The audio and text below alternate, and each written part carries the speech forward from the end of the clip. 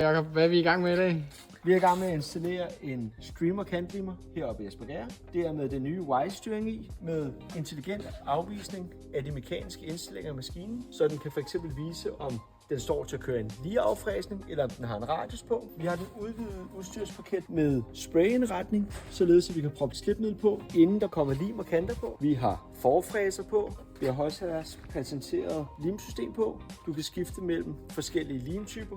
Pur, EVA, transparent eller farvet inden for få minutter. Op på styringen vælger vi forskellige limtyper. Det vil sige, hvis en lim kører med 200 grader, en anden kører med 140, skifter vi nemt og hurtigt her imellem. Hvis man skifter fra en limtype til en anden, kan limdysen spule den overskydende lim ned i beholderen, så man slipper for at køre det ud igennem dysen. Vi har savvær på, som saver for- og bagenden. Vi kan sære lige over enden eller i 10 grader. Fasemotorer, hurtigt skift, kører super simpelt via en tipkontakt heroppe.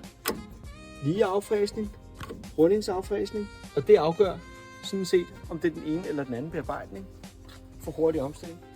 Vi har hjørnerunder til at runde forenden og bagenden. Vi har radiosiklinger oppe, nede, fladesikling, og inden vi kommer hen til polering, så har vi også en poleringsrensespray her, som bliver påført på over- og undersiden, inden det bliver poleret af børsterne. Fedt, mand. Vi glæder os til at sætte den i gang.